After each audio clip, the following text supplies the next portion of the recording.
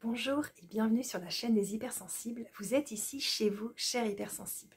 Je suis Annelise Robert, thérapeute pour hypersensibles. Aujourd'hui, on va voir pourquoi j'attire les mauvaises personnes spéciales hypersensibles. Ça va être important pour vous de regarder un petit peu, est-ce que vous attirez des mauvaises personnes, pourquoi ça arrive et comment faire pour que ne plus que ça arrive.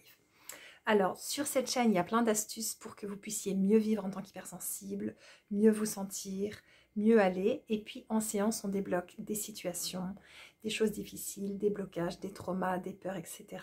Je vous invite à vous abonner à la chaîne pour qu'elle grandisse et qu'elle puisse accueillir plein d'hypersensibles, que je puisse rencontrer plein d'hypersensibles en séance et pouvoir les aider. C'est parti pour une nouvelle histoire. Et avant tout, si vous avez des questions ou vous voulez des infos sur les séances, vous pouvez aller sur mon site anneliserobert.com. On y va. Pourquoi j'attire les mauvaises personnes? Je vous ai écrit cette nouvelle histoire spéciale hypersensible. Je suis hypersensible et les choses me touchent beaucoup. Depuis toujours, je suis hautement sensible aux attitudes, aux comportements et aux agissements des autres. Leurs émotions, je les ressens et je prends les choses très à cœur. Cela n'est pas toujours simple pour moi de faire la distinction entre mes émotions et celles des autres. C'est un grand méli-mélo. J'ai un gros besoin d'amour et j'ai tendance à le chercher chez les autres au lieu de le vivre en moi. Je me trouve donc très vite dépendante des actes des autres et donc pas libre du tout. J'ai observé qu'en quelques jours, j'ai tendance à attirer les mauvaises personnes et des situations qui se passent très mal. Je commence à comprendre que mon attitude engendre beaucoup de choses chez les autres. Je suis teintée par mes blessures d'enfance et elles ont tendance à ressurgir à mon travail, par exemple. Pourquoi j'attire les mauvaises personnes? Premièrement, je suis très vite en surstimulation. Donc être avec les autres peut être pour moi très fatigant. Si vous êtes concerné, dites-le moi dans la vidéo, sous la vidéo en commentaire, ça m'intéresse. Je ne comprends pas toujours que pour vivre paisible dans mon travail, je ne dois pas dire tout ce que je pense, mais que parfois il est important de dire des choses que je ne pense pas. Dur, dur. Cela n'est pas me trahir, mais apprendre à dialoguer avec la majorité des gens et bien vivre en société. Mettre les pieds dans le plat, ça je sais faire, mais je commence à ressentir les conséquences néfastes de le faire à chaque fois, surtout quand je n'ai pas la confiance et la sympathie des gens et des collègues. En résumé, tant qu'ils ne me connaissent pas.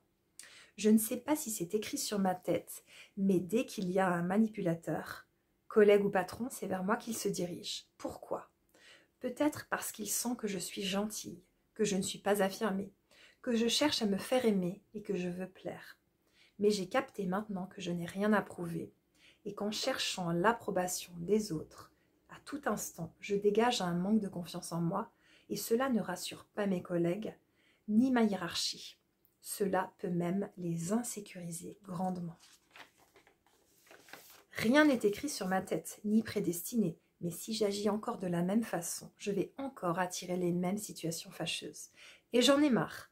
Je veux que cela change. Pour cela, en groupe, au travail, je vais arrêter de me mêler de la vie des autres. Je vais arrêter de faire ma sauveuse et d'essayer de régler tous les problèmes des gens. Et je vais plutôt m'occuper de moi, en apprenant à connaître mes signaux d'alarme, c'est-à-dire mes réactions émotionnelles, corporelles, mentales et psychiques que mon corps fait quand une personne dépasse mes limites. Je vais pouvoir détecter une personne manipulatrice et ne pas rentrer dans l'échange manipulateur auquel elle me propose de jouer. Je ne suis pas obligée d'accepter ce jeu. Le piège est grand devant moi, je peux le contourner.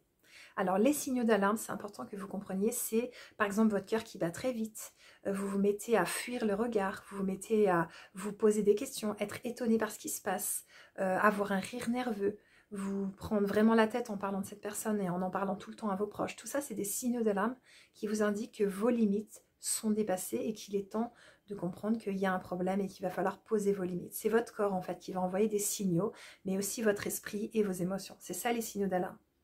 En changeant mes comportements, en réglant mes peurs, mes blocages, mes angoisses, mes colères et mes traumatismes du passé, je vais tranquillement changer de longueur d'onde et quitter la fréquence de victime.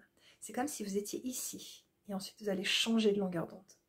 Donc vous n'allez pas rencontrer les mêmes personnes, c'est ça qui est magique. Cela va se faire une marche après l'autre. avancer dans l'estime de moi et la confiance en moi va beaucoup m'aider. Je vais changer à l'intérieur. Je vais vibrer l'amour que je suis et ma lumière va grandir. Je vais trouver l'amour que je cherche à l'intérieur de moi pour ensuite partager de l'amour avec des personnes qui veulent en donner et non qui veulent me prendre mon énergie. En assainissant qui je suis, certaines relations vont disparaître de ma vie et des relations alignées avec ce que je veux vivre vont paisiblement arriver. Cela se passe tout d'abord dans l'énergie, dans ce que je dégage, dans ce que j'envoie, puis la transformation se fait. Mon nouveau langage non verbal se met en place et mes relations changent. Je deviens plus libre d'être moi-même car je suis maintenant positionnée, tout simplement. Je ne cherche plus à plaire à tout le monde, je cherche à me plaire à moi, à bien vivre avec moi-même et donc avec les autres, car cela est lié bien sûr. Je suis juste avec ce que je sens et je choisis. Mes choix sont mes choix et je les respecte. Je me sens bien avec. Je deviens un être libre. Vous voulez ne plus attirer les mauvaises personnes. Vous aimeriez avoir de belles relations qui vous ressemblent. Pour cela, vous sentez qu'il y a des peurs à dépasser, comme la peur du regard des autres, de la critique, la peur du rejet, la peur vraiment d'être jugé par les autres. Et bien dans ce cas, je vous propose de me contacter pour que nous fixons des séances de régulation émotionnelle, Tipeee par téléphone, de Demoka, c'est comme de l'EMDR par Zoom, et puis de coaching pour hypersensibles, ça sera par téléphone. Tout ça, ça va vous permettre d'aller de mieux en mieux, ça va vous permettre de libérer des choses et de pouvoir ne plus être la victime des autres, ne plus être cette personne en fait, tout de suite, qui attire les prédateurs, les manipulateurs, etc. Donc c'est vraiment ce que je vous propose en séance. Et puis c'est de la thérapie brève, on se rencontre pas longtemps, on passe un bon moment entre hypersensibles et puis ça va de mieux en mieux. Puis ensuite vous m'envoyez du monde parce que eh bien, vous n'avez plus besoin de mes services, ça va bien.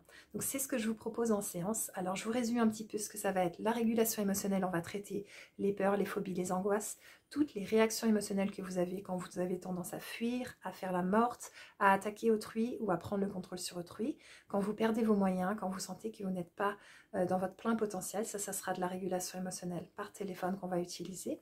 La Demoka, c'est la déprogrammation par les mouvements oculaires, kinesthésiques et auditifs. C'est inspiré d'un mélange d'EMDR, d'hypnose et d'EFT. C'est créé par Pascal Chavance. Et justement là, ce week-end, je vais me former aux constellations familiales et pour dialoguer aussi avec les personnes qui sont au ciel, donc avec Pascal Chavance. Je vais approfondir les modules de Demoka, donc je vais être encore plus avec des outils en plus, ça va être génial. Donc tout ça pour vous, pour les clients hypersensibles que j'accompagne. J'ai vraiment hâte d'utiliser tous ces nouveaux outils. Donc voilà, la Demoka, ça sera vraiment 1h30 par Zoom où on va vivre des grands moments pour vous libérer.